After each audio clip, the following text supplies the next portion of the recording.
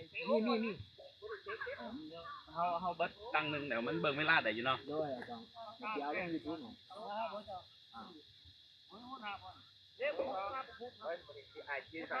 ไปใส่หน่อยบริเวณนี้แหละวันนี้ก็ถอยซื้อมาดิไปใส่เนี่ยไปกลางได้ไปพกแหน่ก็ลูกดินจะดีแหละก็ดูแลตั้งอีกข้อไปยังไปยังกูแม่ไปข้างนอกย่างหนึ่งไปเอาไปยัง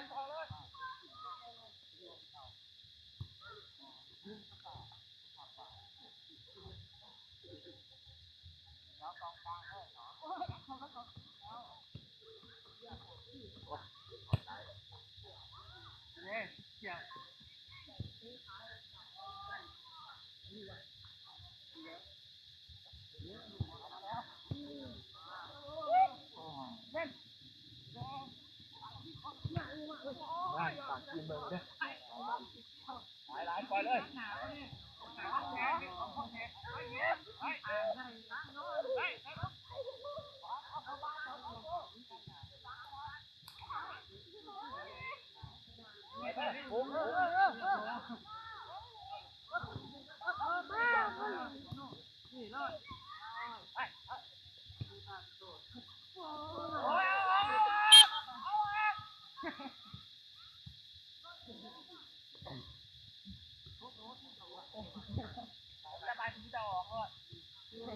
ร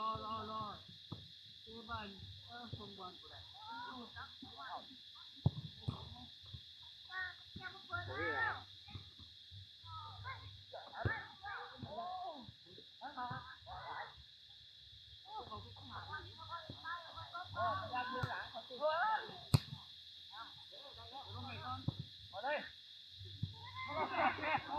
ยินได้ถึงมากันเลย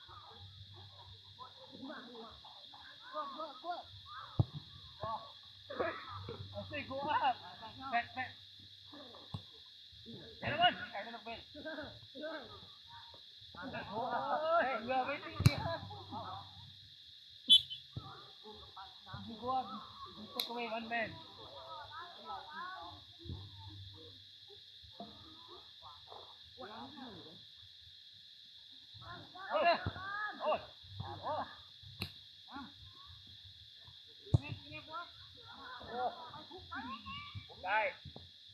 เย็น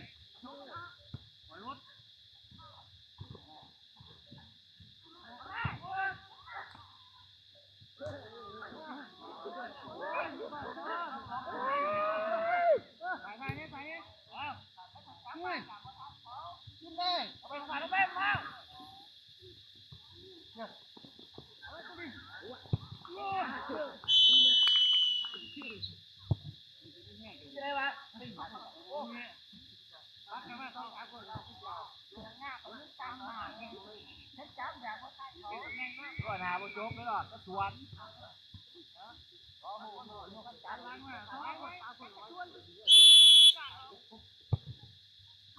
จะขาดจะได้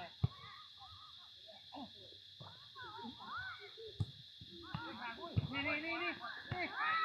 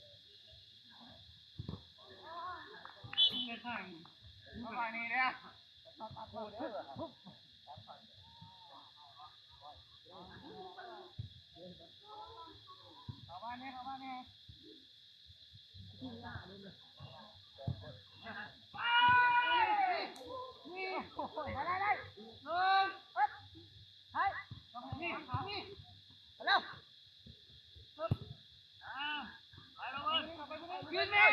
สามโอดสาม รอด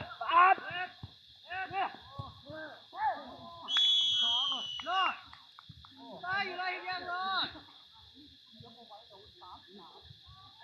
คนนี้ล้างไงเนี่ยคนนี้อะไรอยู่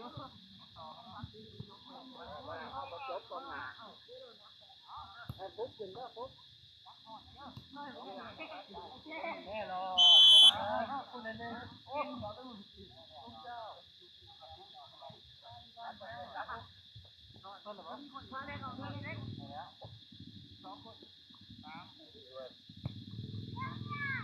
ไปเก็บยิงดินะจบเก็บเจ๊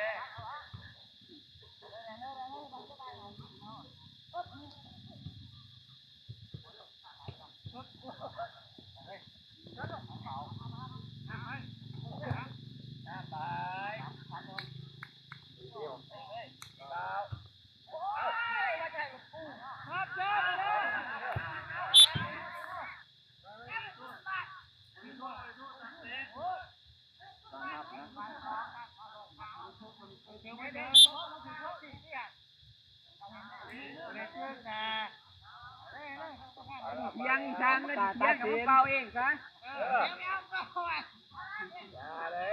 ทีมเจ้าเสื้อมาทีมที่ได้มาบริสุทธิ์เดี๋ยวที่เขาชื่อตาเขาสื่อสารเว้ยกรรมการที่แดงกันเลย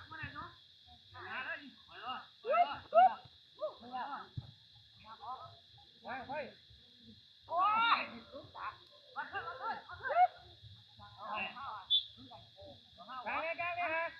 มาบริษัทขึ้นหัวเด้อหัวไปเร็ว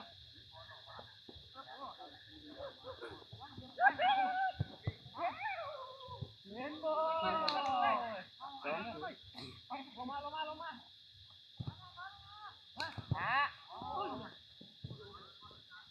มาจับเลยนะฮะจับอะไร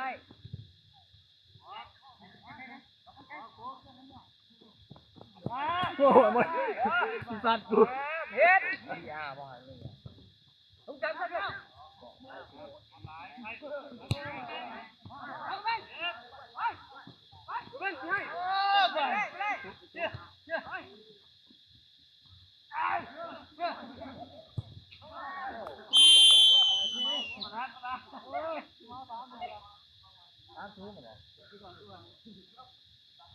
โอ้โหเรื่องโน่เรื่องดีอ่ะ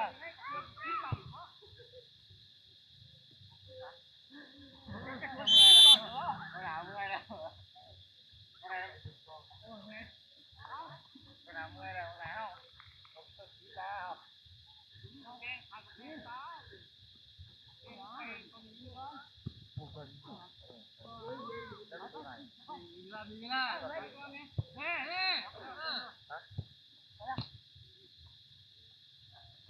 เอาลูกไปเอามาได้เลย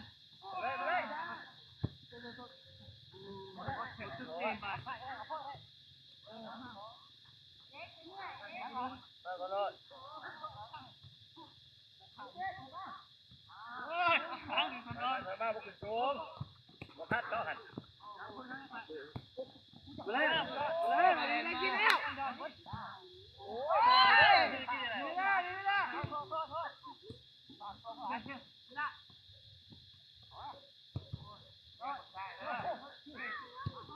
เอ็ดกำลังโตอยู่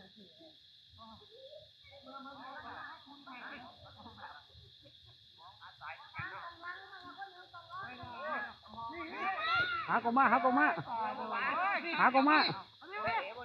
บ่เถิดเตะหากมาก็เตะโดนเลย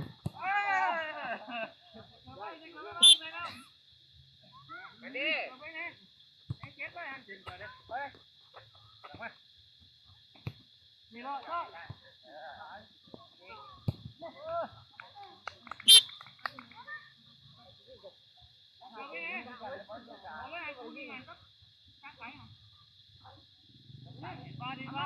เอาดีๆได้เหมือนมีกล่องได้เป็นอาคารเนี่ยเจ้าเป่ากีรักกับพวกเราได้ป่ะ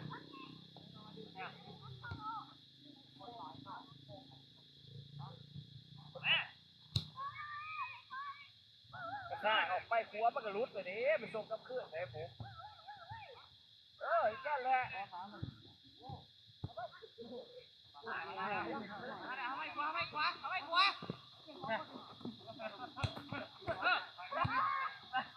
ไม่รอดยิงโอ้ยหลอดเลย3แล้วว่าไง จะสู้เลยเขาชนะว่า3-0น่ะ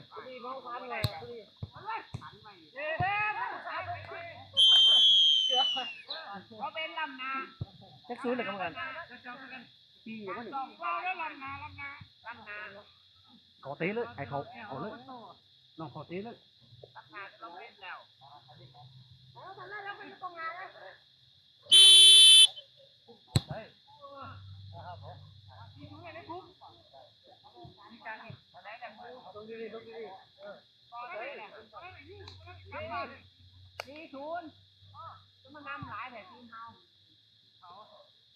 โอ้มั่นใจเนาะทีมเฮาโอ้โห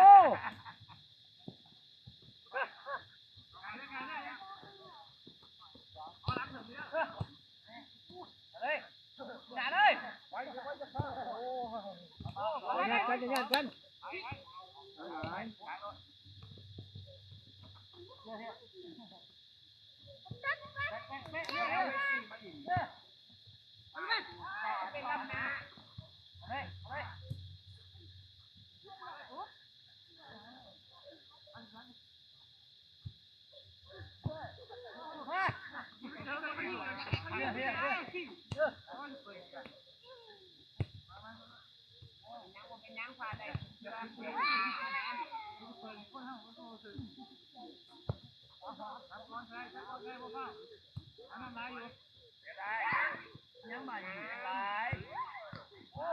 โอ้ยเขายิงเขาเนี่ยจะเขาจะบูเต้ต้องเฮานะ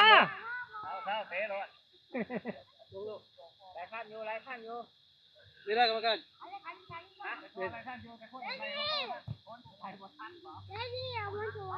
เวท20 นาทีนะ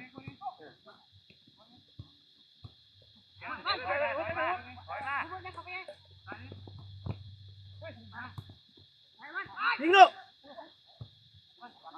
เอ้ยโอ้เด้โอ้ยเยอะ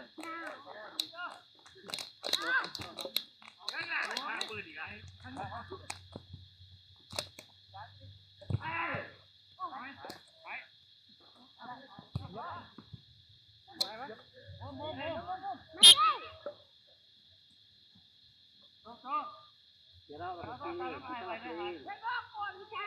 รียกถามแล้วคนถามหลังโกงกันยาพาเราโตกันแหละ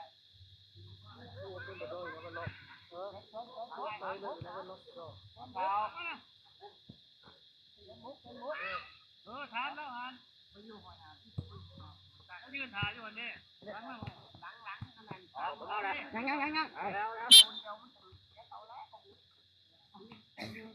ังเอาเลยใส่ไปก็ดีใจดาวโดนหมดดาวโดนบ่จิ้มหาที่จิ้มหาข้าแล้วเป้าแล้ว เอาแม่เลี้ยงเลยเฮ้ยเต็มHãy subscribe cho kênh Ghiền Mì Gõ để không bỏ lỡ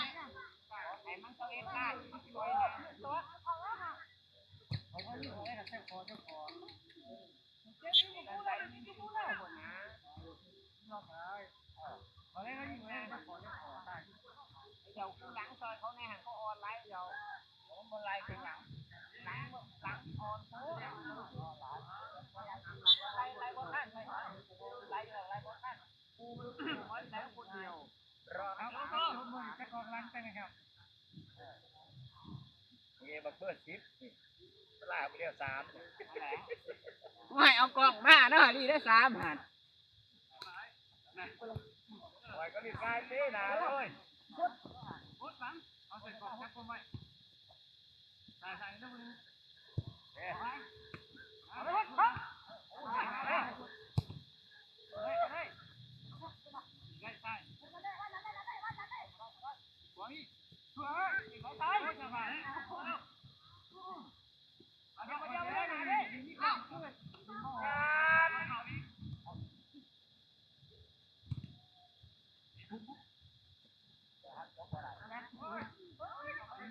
นี่ก่อนที่มอเลยปั๊บ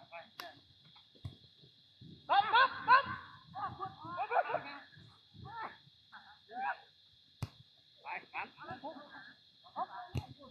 ต้องฆ่าเจ้าช่วยเอาโอ้ยหมดก็เสียต้องแนวนี่จับดิแน่กัน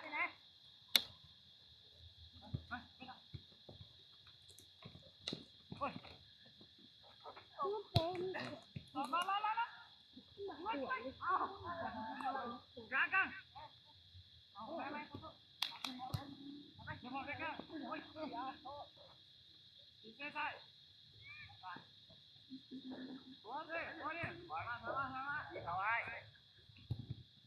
เอ๊ะเกิน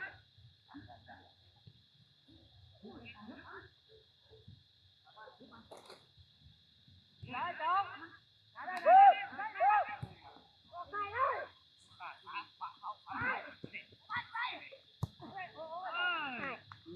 เตะใบทำไม่สิเลย เ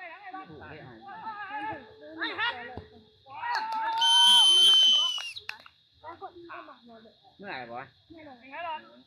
เลย ปอเลยเด้อมาไลฟ์ยัง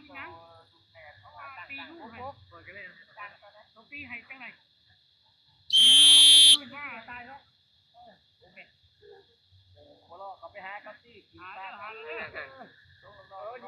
นะที่เนี่ยเงานี่หัวใจเรานี่ล้วงอยู่หันแหละที่ลงมาหัน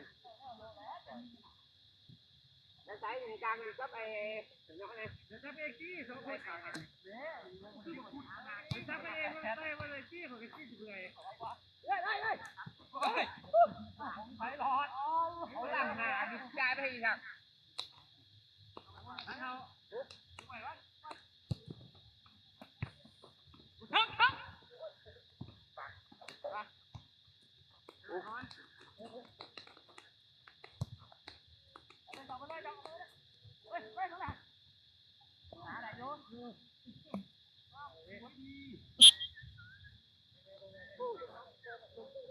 ทำไมแบงค์ทำไมเกินส่งวะ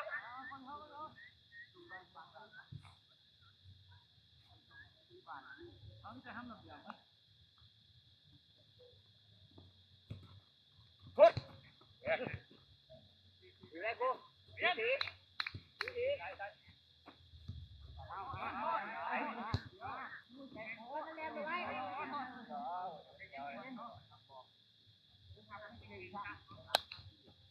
เขาบอกอะไรมาเลยมาเลยใช่ไปกินครับเต็มมาเอาที่กรรมการ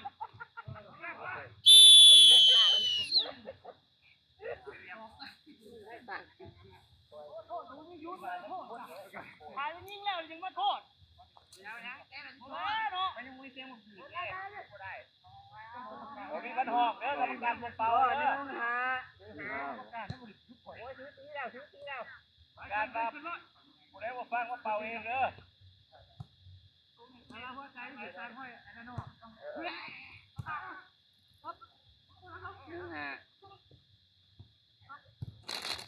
า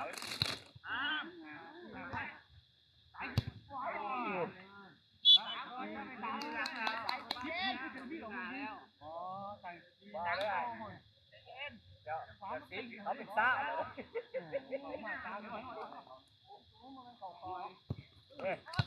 าจะ ใจเ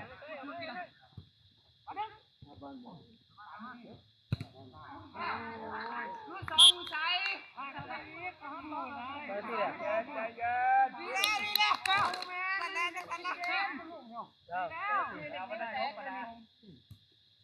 เหลืออยู่18ตัวเล็กจะได้กันนี่ไปเอ๊ะเป็นกูเห็น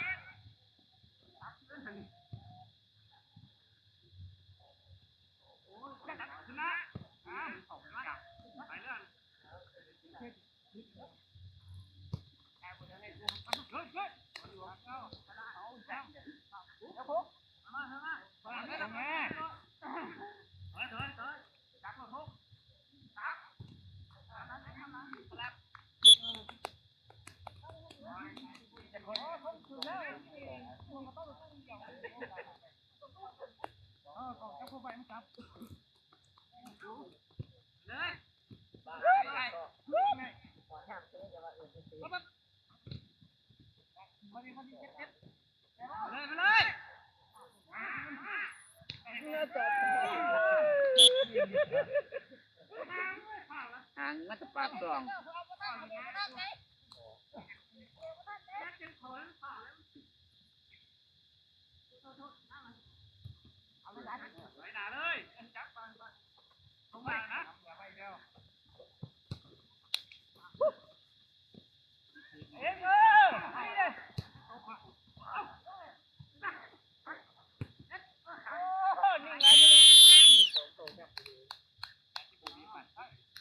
บ้านมือบ่าวเนาะ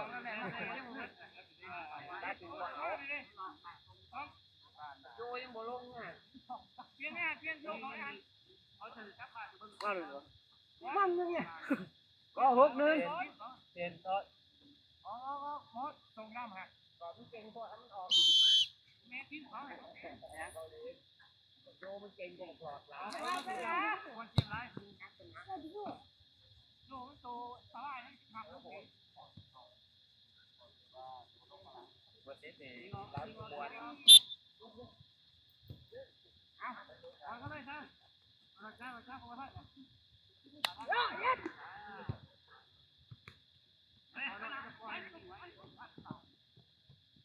บาย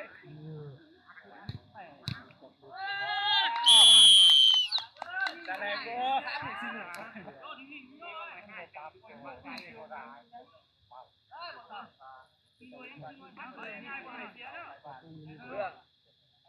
ว่าซ้อมหุกเจ้าแกล้งมาชิดแกล้งอะไรก็ได้เป็นตายตายยังไม่เป็นไรแหละโอ้ยโอ้บังกระดาษตุ้มเลย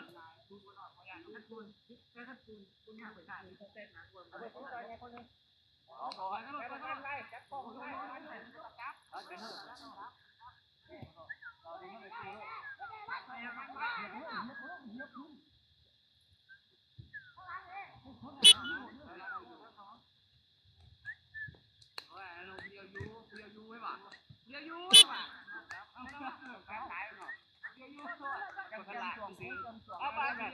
เสียเขาได้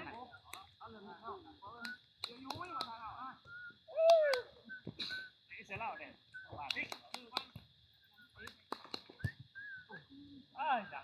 ไงเขาไม่ใช่การนี้ยังเนาะตีบอล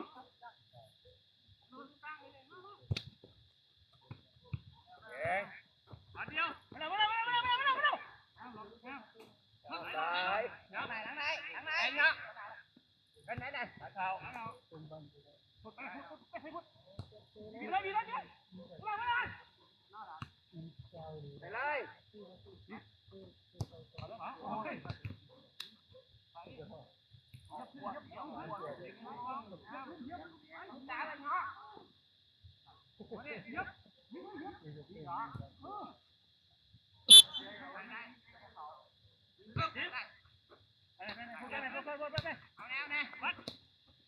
วัดอันนี้ปวด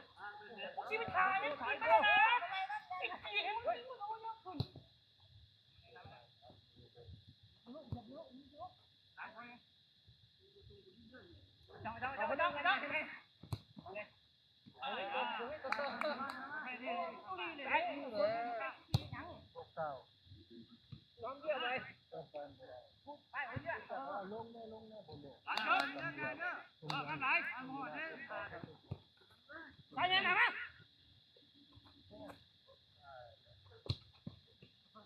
ส่กุ้งไว้กลางหันนี่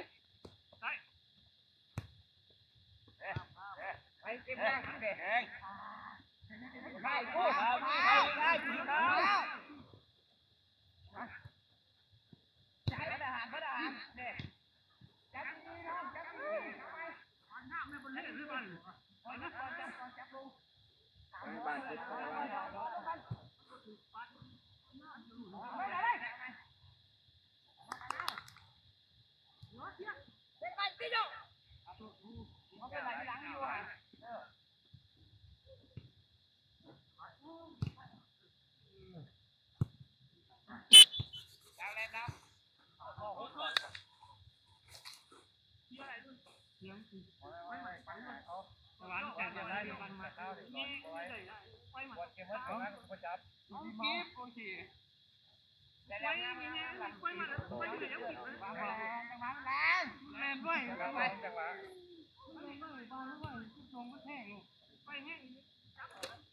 เอาบ้านแนวบ้านแนว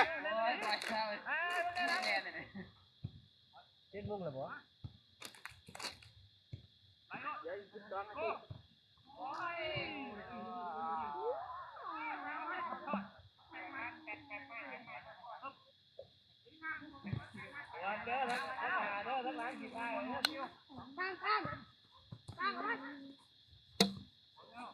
ไม่ใช่ปีกได้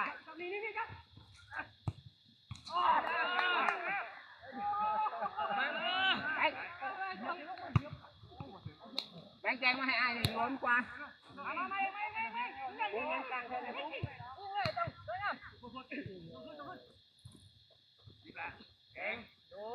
อยู่แหละมาเท่ากัน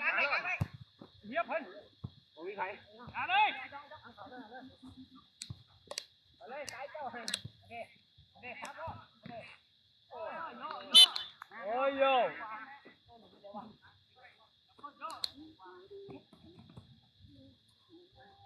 เอาบอลไปเจ้าเลยเปิดทำการไปเลยเฮ้ย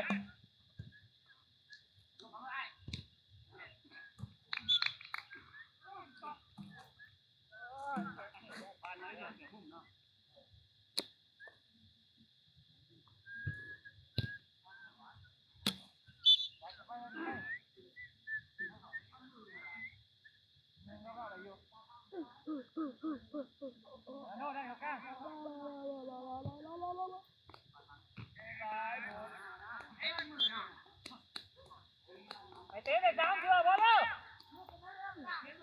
โอกาสเต้มุ่งอยู่ประมาณ10 กว่าเถื่อ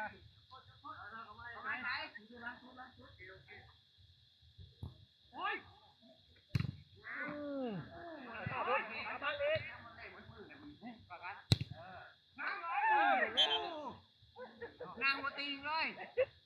มันพวกเขาไปเลยใส่เนี่ยใส่เนี่ยทางแรงเลยทางแรงจ้า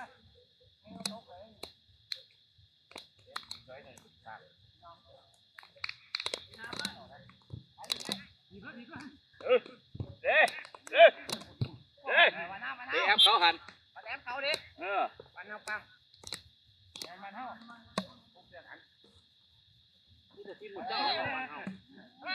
ขายเสียง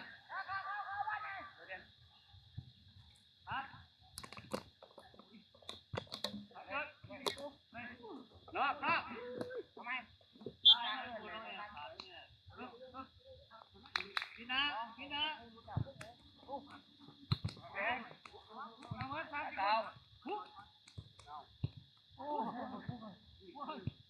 เอาทุกคนที่ว่าที่ปล่อยกันเอาอยู่ไหนอีกแม่วัดตัวนี้การกางให้ลูก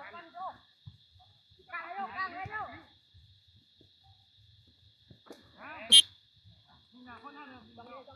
อาอยู่กับพ่อนะ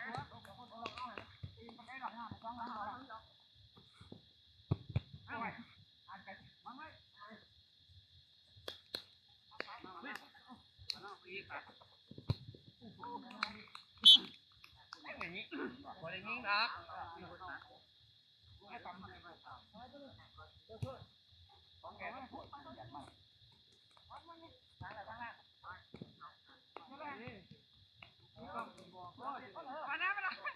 า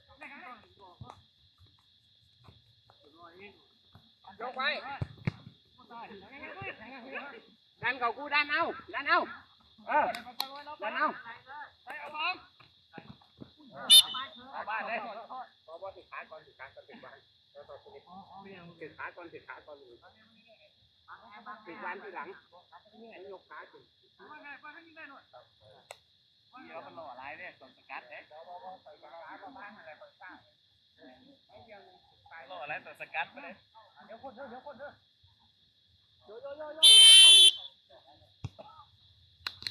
โอ้ยจับบานไก่ไปตรงไปเลยปุ๊บ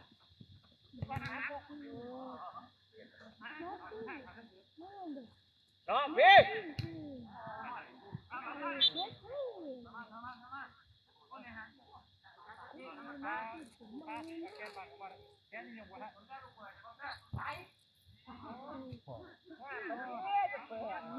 มึงใส่ไปหน่อยมั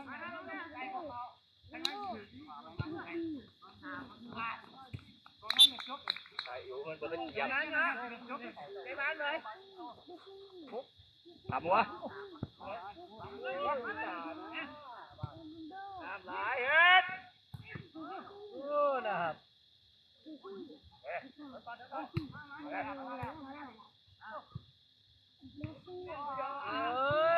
มีเวลา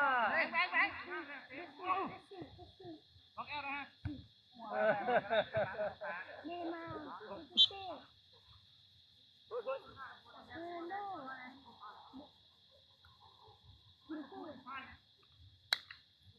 หลังคนนี่มาเต้ขอคิดได้ขอคิดได้นี่คือมีบอนี่มานี่คือมาซื้อเดนนี่คือหนึ่งโน่สองเดมาสามเดมาสี่เดมานี่มาโอ้นี่มาก็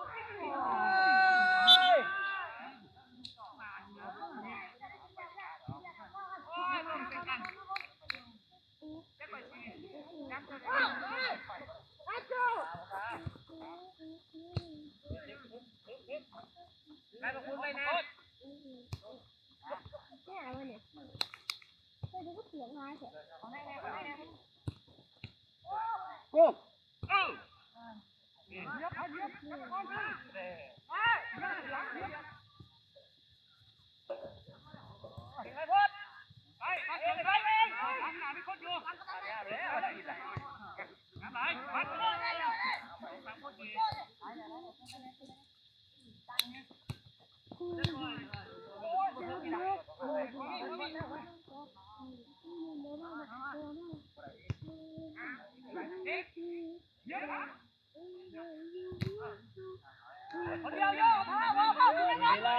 มีเวลา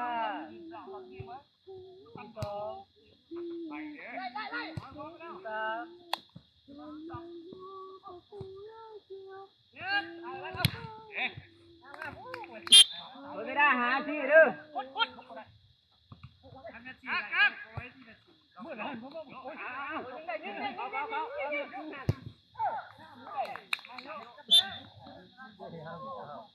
นางโบติงเลยใส่กับมันแนมกลางทีน้อยเลยลงมาเลย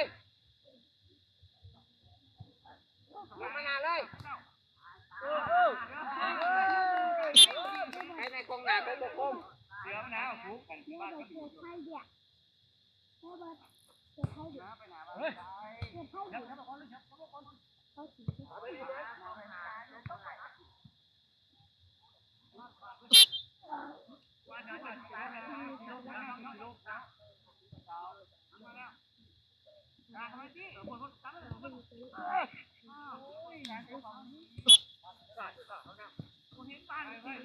ยู่สีหลังอันอยู่บ่ยิง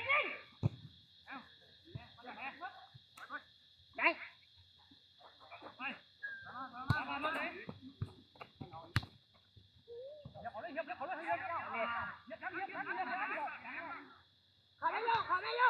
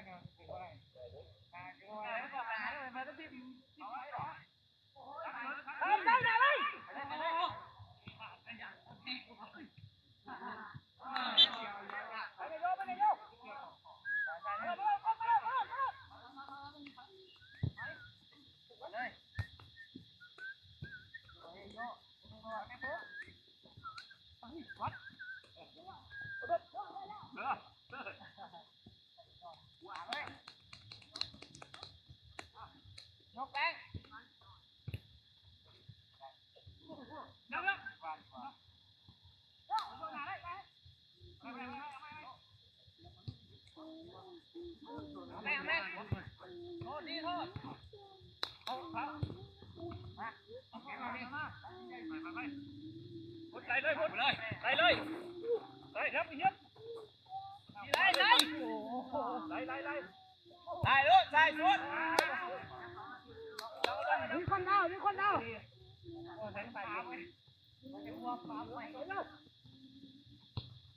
อ้ยตายสองคนมันจะซ้อนนั่งไปแล้วโดนตึกแล้ว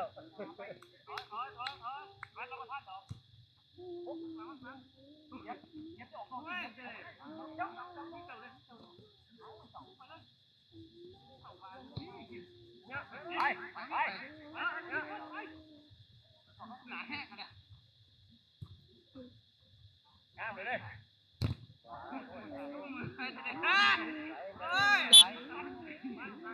ว่าได้หนึ่งได้หวยตัวไหนเป็นหนึ่ง โยน รุ่นนี้ก็จะคือบ้านมือ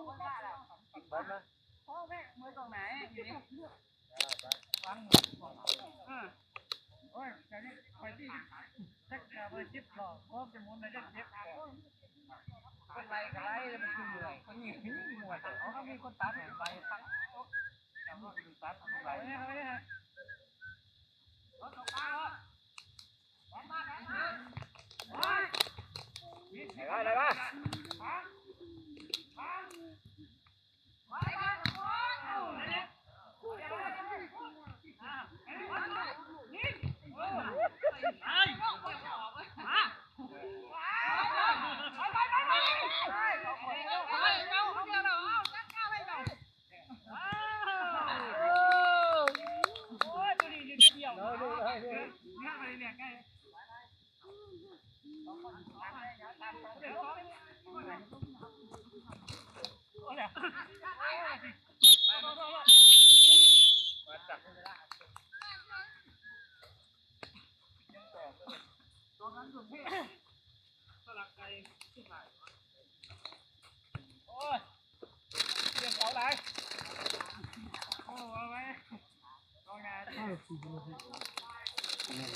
พวกเขาเลยเมื่อกี้นี่40 บาทบอเมื่อกี้นี่ส่งตุลีได้จับ บอสงามแล้วเข้าน้ำเลยไงเนาะ ลายเสือออกมาเต็มหมดเลยน้องมากระจอกกระแจกกันเลยเตะเลย